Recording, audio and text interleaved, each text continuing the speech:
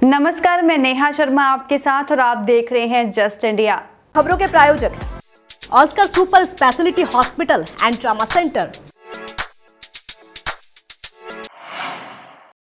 आम चुनाव 2024 और राज्य विधानसभाओं के कार्यक्रम की घोषणा करने के लिए चुनाव आयोग शनिवार 16 मार्च को प्रेस कॉन्फ्रेंस करेगा।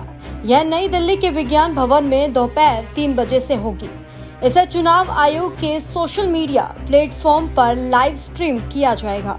कयास लगाए जा रहे हैं कि 543 सीटों के लिए 2024 के लोकसभा चुनाव 7 या 8 फेज में हो सकते हैं। इसके साथ ही ओडिशा, सिक्किम, अरुणाचल प्रदेश और आंध्र प्रदेश में विधानसभा चुनाव की तारीखों का ऐलान भी होगा। इसके साथ ही पूरे देश में आचार संहिता भी लागू हो जाएगी। एक दिन पहले ही 2 चुनाव आयुक्तों ज्ञानेश कुमार और सुखबीर संधू की नियुक्ति की गई। दोनों ने शुक्रवार 15 मार्च को पदभार संभाला है। इसके बाद सीईसी राजीव कुमार समेत तीनों अधिकारियों ने चुनाव कार्यक्रम को लेकर बैठक की है।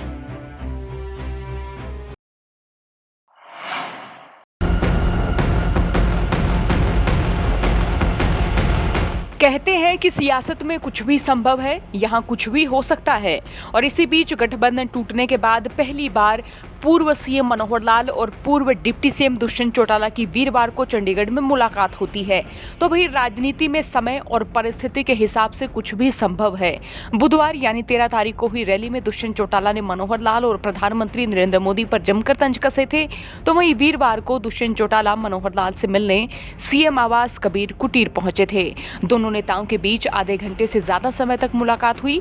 हालांकि इसे शिष्टाचार भेंट बताया जा रहा है, लेकिन हरियाणा के राजनीतिक गलियारों में कयासबाजी का दौर भी शुरू हो गया है। आपको बता दें, गठबंधन टूटने के बाद जेजेपी पार्टी के 5 विधायक बागी हो गए थे, जिनमें नारनौल से विधायक रामकुमार गौतम, बरवाला से विधायक जोगीराम सिहाग, टोहाना से विधायक देवेंद्र बबली और ईश्वर सिंह, और इसी के साथ नरवाना से रामनिवास सुरजाखेड़ा का नाम शामिल है। ये पहले तो गठबंधन टूटने के बाद जेजेपी विधायकों के साथ हुई मीटिंग में नहीं पहुंचे थे और फिर पार्टी से व्हिप जारी होने के बावजूद जेजेपी पार्टी के विधायक रामकुमार गौतम, जोगीराम सिहाग, देवेंद्र बबली, ईश्वर सिंह और रामनिवास सुरजाखेड़ा सदन की कार्रवाई में भाग लेने पहुंचे थे, जबकि जेजेपी ने अनुपस्थित रहने के लिए व्हिप जारी किया हुआ था। माना जा रहा है कि 5 विधायक बीजेपी में जा सकते हैं और जेजेपी से इस्तीफा दे सकते हैं। इसी बीच 6 उपचुनाव होने की सुगबुगाहट थी, लेकिन अब खबर है कि बीजेपी हाईकमान अपना फोकस लोकसभा चुनाव पर रखना चाहती है। तो जेजेपी विधायकों की बीजेपी ज्वाइनिंग नहीं कराई है, या फिर ये कहें कि ये 5 जेजेपी विधायक भीतर खाते बीजेपी को ही सपोर्ट करते नजर आ सकते हैं। अब दुष्यंत चौटाला और मनोहर लाल पिछले 4.5 साल से एक साथ थे। हर दूसरे दिन तकरीबन इन दोनों की बातचीत होती थी। गठबंधन टूटने के बाद बीजेपी का जेजेपी को लेकर कोई बयान नहीं आया है, लेकिन दुष्यंत चौटाला ने रैली में बीजेपी पर जमकर तंज कसे। अब बता दें, गुरुवार को दुष्यंत चंडीगढ़ में थे। पहले उन्होंने पार्टी के पदाधिकारियों के साथ बैठक की और इसके बाद से मनोहर लाल से मिलने पहुंचे। मुलाकात के बाद दुष्यंत चौटाला अपनी कोठी पर वापस आए और यहाँ उन्होंने अपनी सरकारी कोठी के कर्मचारियों के साथ चाय पी, उनसे बातचीत की। दुष्यंत चौटाला अपनी सरकारी कोठी को खाली करने की तैयारी में है। सरकारी गाड़ी और सुरक्षाकर्मी दुष्यंत चौटाला पहले ही लौटा चुके थे। तो वहीं ये भी बताया जा रहा है कि पूर्व से मनोहर लाल भी जल्द कबीर कुटीर से करनाल जा सकते हैं। तो भाई विपक्षी तो ये कह रहे हैं कि कांग्रेस के वोट काटने के लिए जेजेपी को बीजेपी से अलग किया है। अब कई सारे सवाल हैं जिनका जवाब हम समय पर छोड़ देते हैं। उत्तर प्रदेश पुलिस कांस्टेबल भर्ती की परीक्षा को हुए कई दिन बीत गए हैं, लेकिन इस परीक्षा के प्रश्न पत्र के लीक होने का खुलासा अब हो रहा है। जी हां, वहीं बुधवार को यूपी पुलिस भर्ती परीक्षा की द्वितीय पाली का पेपर आउट कराने वाले गिरोह के एक सदस्य को यूपीएसआईटीएफ ने हरियाणा से गिरफ्तार किया है। एसटीएफ ने हरियाणा के जींद के रहने वाले महेंद्र शर्मा को गिरफ्तार किया गया है। वहीं एसटीएफ की पूछताछ में आरोपी ने कई चौंकाने वाले खुलासे किए हैं। वहीं नेचर वैली रिजॉर्ट के मालिक सतीश धनखड़ ने बात करते हुए कहा कि पेपर लीक के मामले में गुरुग्राम पुलिस यहां आई थी। उन्होंने मेरा फोन नंबर लिया है और रिजॉर्ट का रजिस्टर चेक किया है, उसके बाद वो चले गए। वहीं इन आरोपों पर फरवरी में इसी रिजॉर्ट में 1000 से ज्यादा अभ्यर्थी जुटे थे।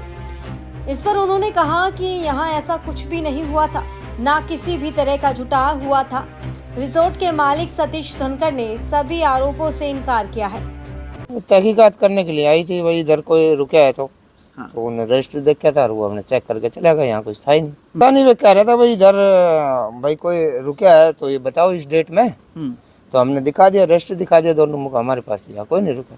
धनखड़ साहब, यूपी एसटीएफ ने जो एफआईआर दर्ज की है उसमें आपके नाम को मेंशन किया गया है कि जिस वक्त उन लड़कों को यहाँ पे लाया गया उस वक्त सतीश धनखड़ वहाँ पे मौजूद थे और जो भी आरोपी थे जिन्होंने की पेपर लीक किया वो भी यहाँ पे मौजूद थे। आपका इस पूरे मामले पर क्या कुछ नहीं, मुझे तो नहीं पता जी इस बात का। देखो ये तो कुछ भी कह सकते हैं इस चीज़ में तो।